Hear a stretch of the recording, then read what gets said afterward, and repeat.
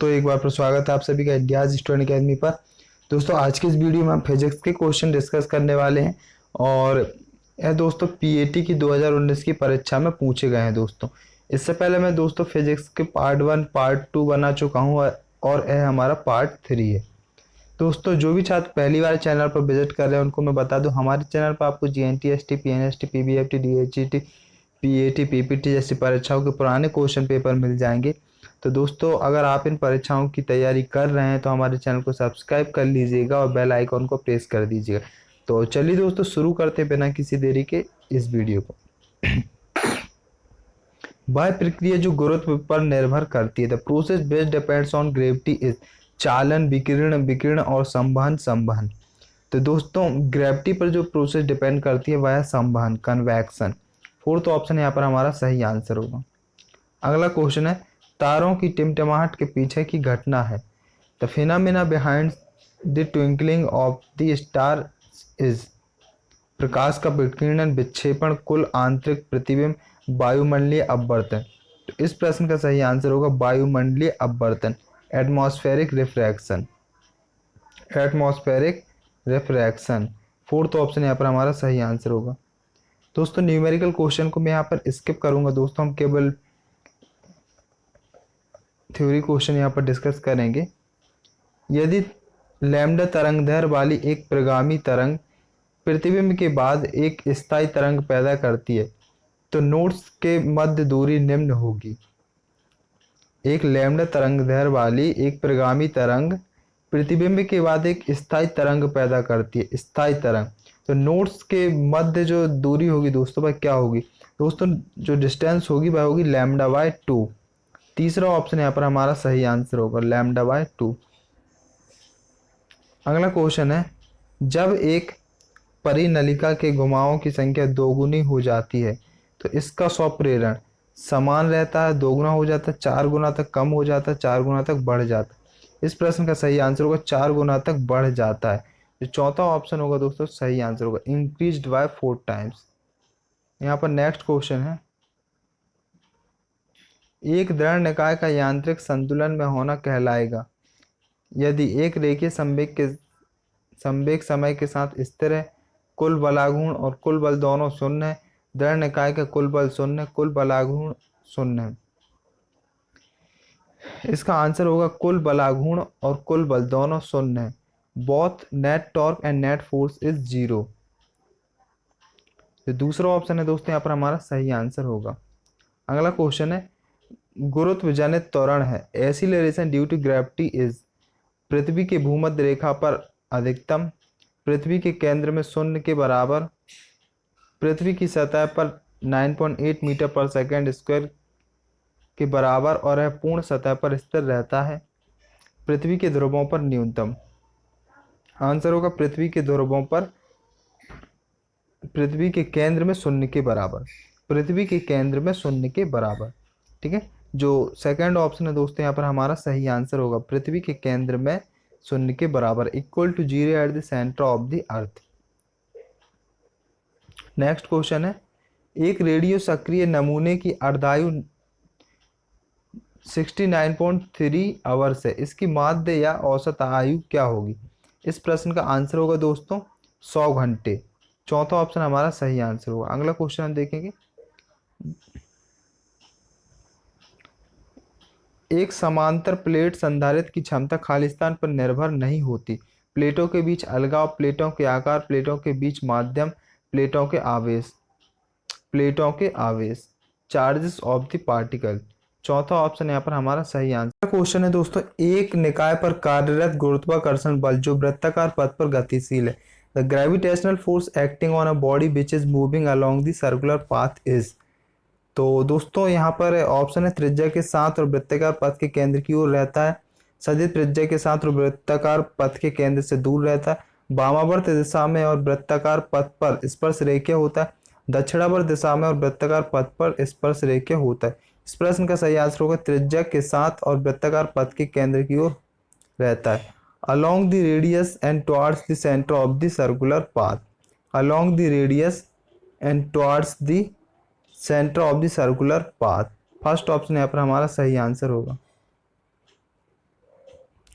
अगला क्वेश्चन है एलसीआर श्रृंखला परिपथ में क्या होगा यदि एल सी एवं आर में विभवांतर सभी और समान हों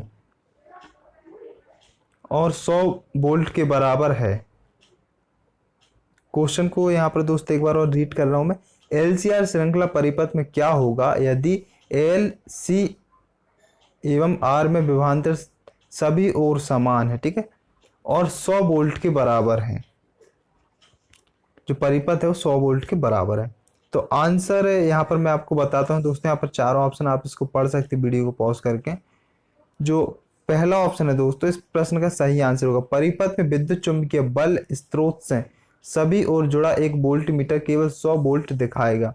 ए volt meter connected across the EMF source in the circuit will show only 100 volt. पहला ऑप्शन सही आंसर होगा। यहाँ पर ये न्यूमेरिकल क्वेश्चन है दोस्तों, लेंस वाले टॉपिक से लिया गया है इसको। प्रत्येक के 25 सेंटीमीटर फोकल लंबाई वाले दो लेंस जिनमें से एक उत्तल और दूसरा अवतल है को संपर्क में रखा गया है। फिर संयोजन की प्रभावी फोकल लंबाई क्या है। दोस्तों लेंस वाले टॉपिक से क्वेश्चन हमेशा पूछे जाते हैं और यूजुअली दोस्तों यहाँ से न्यूमेरिकल क्वेश्चन पूछे जाते हैं। तो आप इस वाले टॉपिक से न्यूमेरिकल क्वेश्चन जरूर पढ़िएगा। इस प्रश्न का आंसर होगा अनंत। यहाँ पर इसको, और ये आवेश वाला टॉपिक भी दोस्तों बहुत ही इंपॉर्टेंट है, ठीक है, इसको भी आप अच्छे से कवर करिएगा दोस्तों। ये न्यूमेरिकल टाइप के क्वेश्चन में इसको स्किप करूंगा। यहाँ पर इस क्वेश्चन को हम देख लेते हैं। एक एनपीएन ट्रांजिस्टर जिसमें 50 प्रत्यावर्ती धारा की वृद्धि होती है जिसे 300 शक्ति लाभ वाला एक एम्पलीफायर बनाने के लिए उपयुक्त किया जाता है। एम्पलीफायर की वोल्टेज वृद्धि क्या होगी। इस प्रश्न का सही आंसर होगा दोस्तों 6। जो पहला ऑप्शन है दोस्तों यहाँ पर हमारा सही आंसर होगा। अपरूपण विकृति की इकाई है। अपरूपण विकृति की इकाई है the unit of sharing strength is. इसकी कोई इकाई नहीं है दोस्तों। जो शेयरिंग स्ट्रेंथ होती है अपरूपण विकृति, इसकी कोई यूनिट नहीं होती। इट हैज़ नो यूनिट, ठीक है, चौथा ऑप्शन सही आंसर होगा। अगला क्वेश्चन है दोस्तों, यंग के द्विरेखा छिद्र प्रयोग में फ्रिंज की चौड़ाई 0.4 mm पाई जाती है। यदि पूरे तंत्र या उपकरण को अपवर्तक सूचकांक 4/3 वाले जल में डुबाया जाता है तो ज्यामितीय व्यवस्था को अशांत किए बिना फ्रिंज की चौड़ाई होगी। इस प्रश्न का सही आंसर होगा दोस्तों 0.3 mm। 0.3 mm, ठीक है, चौथा ऑप्शन यहाँ पर हमारा सही आंसर होगा। अगला क्वेश्चन है, यदि प्लानो उत्तल लेंस की वक्रता त्रिज्या और फोकस दूरी क्रमशः 10 सेंटीमीटर और 30 सेंटीमीटर है तो लेंस की सामग्री का अपवर्तनांक होगा। इस प्रश्न का सही आंसर होगा 1.33। जो पहला ऑप्शन है इस प्रश्न का सही आंसर होगा। यदि स्रोत से r दूरी पर गैर अवबंधित प्रगामी तरंग का आयाम a है, r/2 दूरी पर आयाम होगा a/2 a/4। तो इस प्रश्न का जो तीसरा ऑप्शन है दोस्तों सही आंसर होगा ए। अगला क्वेश्चन है, एक रेडियोधर्मी सामग्री पर उत्सर्जित बीटा किरणें हैं। Beta rays emitted by radioactive material are. उदासीन कण नाभिक के चारों ओर परिक्रमा करने वाले इलेक्ट्रॉन, नाभिक से निकलने वाले आवेशित कण, विद्युत चुंबकीय विकिरण। इस प्रश्न का सही आंसर होगा नाभिक से निकलने वाले आवेशित कण, charged particles emitted from the nucleus. तीसरा ऑप्शन यहाँ पर सही आंसर होगा। किसी भी गैस की मोलीय विशिष्ट ऊष्मा के बीच का अंतर है। किसी भी गैस की मोलीय विशिष्ट ऊष्मा के बीच का अंतर है। The difference between molar specific heat of any gas is. इस प्रश्न का सही आंसर होगा 8.315 जूल पर मोल केल्विन। 8.315 जूल पर मोल पर केल्विन। यदि m एक डिस्क का द्रव्यमान और k परिभ्रमण त्रिज्या है तो डिस्क का जड़त्व अगुण होगा। यदि m एक डिस्क का द्रव्यमान और k क्या है, परिभ्रमण त्रिज्या, तो डिस्क का जो जड़त्व अगुण होगा वह क्या होगा। दोस्तों इस प्रश्न का सही आंसर होगा I = mk²। जो पहला ऑप्शन है यहाँ पर हमारा सही आंसर होगा। गामा किरणों का विक्षेपण होता है। Gamma rays are deflected by. जो गामा रेज होती हैं दोस्तों, उनका विक्षेपण किससे होता है, किससे डिफ्लेक्ट होती हैं? तो यहाँ पर ऑप्शन एक विद्युत क्षेत्र द्वारा लेकिन एक चुंबकीय क्षेत्र द्वारा नहीं, विद्युत और चुंबकीय क्षेत्र दोनों के द्वारा, एक चुंबकीय क्षेत्र द्वारा लेकिन एक विद्युत क्षेत्र द्वारा नहीं, ना तो विद्युत क्षेत्र और ना ही चुंबकीय क्षेत्र द्वारा। तो इस प्रश्न का सही आंसर होगा ना तो विद्युत क्षेत्र और ना ही चुंबकीय क्षेत्र द्वारा। Neither by electric field nor by magnetic field, fourth option सही आंसर होगा। इसके बाद इस क्वेश्चन को स्किप करूंगा मैं। नेक्स्ट क्वेश्चन दोस्तों ट्रांजिस्टर्स है। एन प्रकार के अर्धचालक में दाता बैलेंस बैंड है। इन N N type semiconductor donor valency band is host crystal के चालन बैंड के निकट और ठीक नीचे, होस्ट क्रिस्टल के बैलेंस बैंड के निकट, होस्ट क्रिस्टल के बैलेंस बैंड के नीचे, होस्ट क्रिस्टल के चालन बैंड के ऊपर। आंसर होगा दोस्तों होस्ट क्रिस्टल के चालन बैंड के निकट और ठीक नीचे, close and just below to the conduction band of host crystal.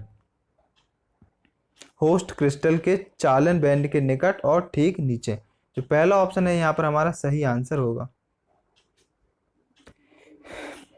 1.5 अपवर्तनांक वाले एक उत्तल लेंस की फोकल लंबाई 2 सेंटीमीटर है।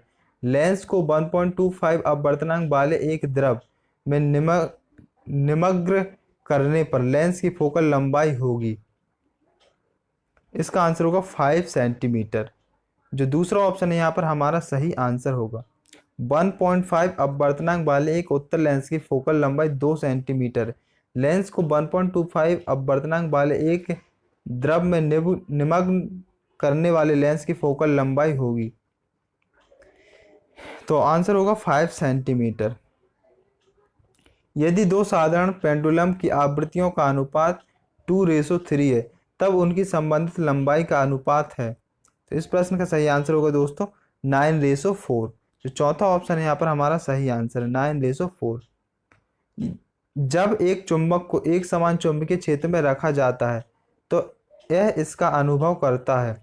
जब एक चुंबक को एक समान चुंबकीय क्षेत्र में रखा जाता है तो यह इसका अनुभव करता है। When a magnet is placed in a uniform magnetic field, then it experiences एक बलाघूर्ण लेकिन कोई शुद्ध बल नहीं, एक बल शुद्ध बल लेकिन कोई बलाघूर्ण नहीं, एक शुद्ध बल और एक बलाघूर्ण, ना तो एक शुद्ध बल ना ही एक बलाघूर्ण।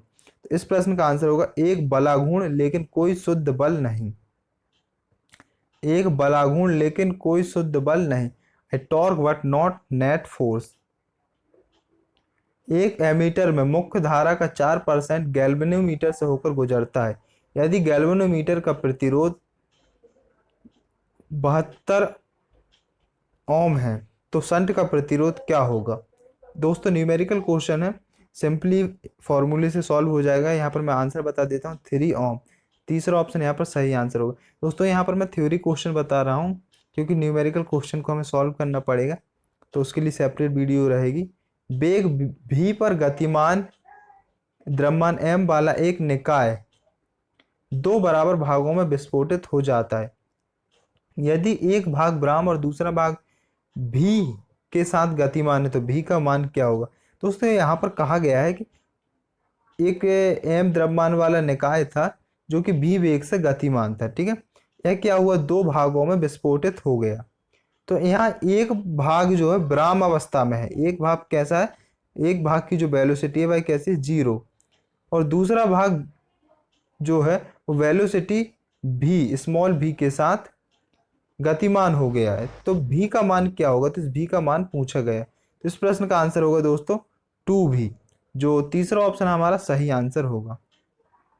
लंबाई को इसके द्वारा मापा नहीं जा सकता। Length can not be measured by angstrom, fermi, candela, प्रकाश वर्ष। इस प्रश्न का सही आंसर होगा कैंडेला, जो तीसरा ऑप्शन है दोस्तों हमारा सही आंसर होगा। फिर यहाँ पर अगला क्वेश्चन हम देखेंगे दोस्तों, ये डेरिवेशन टाइप के क्वेश्चन है।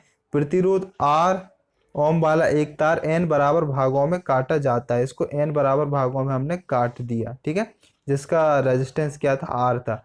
फिर इन भागों को एक दूसरे के साथ श्रेणी में जोड़ा जाता है, सीरीज में जोड़ा जाता है, ठीक है। संयोजन का समतुल्य प्रतिरोध क्या होगा? तो इस प्रश्न का आंसर होगा दोस्तों R ओम, ठीक है। चौथा ऑप्शन यहाँ पर हमारा सही आंसर होगा। तापमान में वृद्धि के साथ एक पदार्थ का यंग मापांक क्या होता है, क्या फर्क पड़ता है? यंग मॉड्यूलस में क्या फर्क पड़ेगा अगर हम टेम्परेचर को इंक्रीज करें? घटता है, अपरिवर्तित रहता है, अनियमित ढंग से बदलता है, बढ़ता है? इस प्रश्न का सही आंसर होगा घटता है, डिक्रीज करता है। ठीक है, पहला ऑप्शन यहाँ पर हमारा सही आंसर होगा। एक लिफ्ट त्वरण ए के साथ नीचे जा रही है। लिफ्ट में एक आदमी लिफ्ट के अंदर एक गेंद छोड़ देता है। लिफ्ट में आदमी और जमीन पर स्थिर खड़े एक आदमी द्वारा महसूस गेंद का त्वरण क्रमशः होगा जी माइनस ए एवं जी। जी माइनस ए एवं जी, जो पहला ऑप्शन है सही आंसर होगा। अगला क्वेश्चन है, पृथ्वी की सतह पर रखे एक निकाय का वजन इस पर अधिक होता है। The weight of a body which is placed on the earth surface is more at. ध्रुवों पर, ध्रुवों पर, द पोल्स, जो चौथा ऑप्शन है यहाँ पर हमारा सही आंसर होगा। ठीक है, अगला क्वेश्चन है दोस्तों, एक बल स्थिरांक K के साथ एक स्प्रिंग को लंबाई L1 से L2 तक खींचने में लगा कार्य है। दोस्तों एक स्प्रिंग है, इसको हम L1 से L2 तक खींच रहे हैं। ठीक है, तो हमें कितना वर्क डन करना पड़ेगा?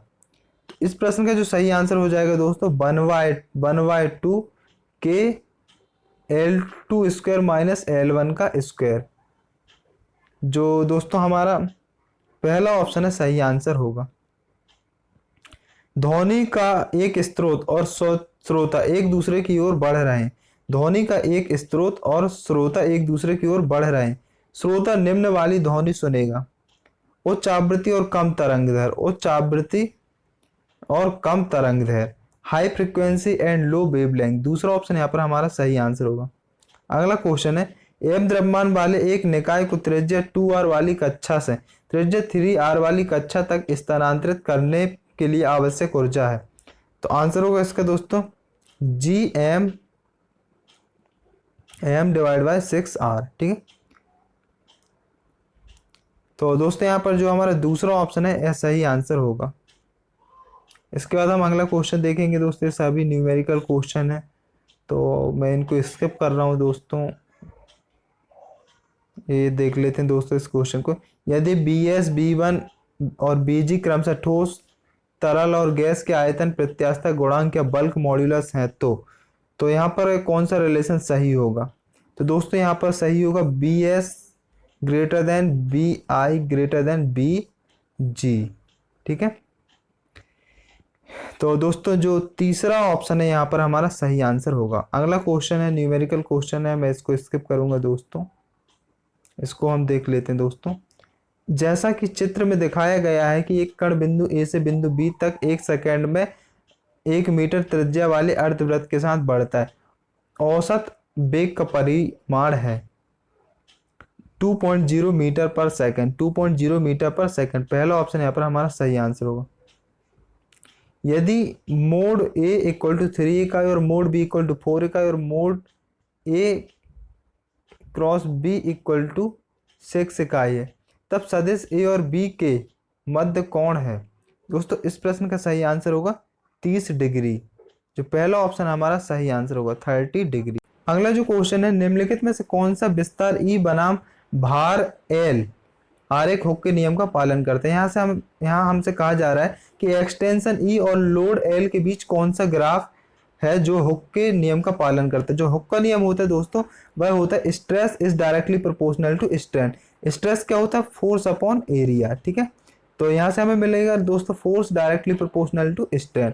दोस्तों हुक्स लॉ में होता क्या है कि जो ग्राफ बनता है स्ट्रेस और स्ट्रेन के बीच या फिर एक्सटेंशन वर्सेस लोड के बीच, ठीक है, उसमें एक सर्टेन लिमिट, जब हम फोर्स लगाते हैं किसी भी मटेरियल पर, जब हम किसी भी मटेरियल पर फोर्स लगाते हैं तो उसमें दोस्तों एक सर्टेन लिमिट तक प्रोपोर्शनली चेंज होता है। ठीक है, मतलब अगर ये 1 है तो ये भी 1 होगा, लेकिन जब हम धीरे धीरे फोर्स बढ़ाते जाते हैं तो अचानक से दोस्तों इसमें चेंजेस आने लगते हैं, जो कि दोस्तों एक रैंडम टाइप के चेंजेस होते हैं दोस्तों। ठीक है, जिसमें बहुत ज़्यादा चेंजेस हमें देखने के लिए मिलते हैं स्ट्रेन में। ठीक है,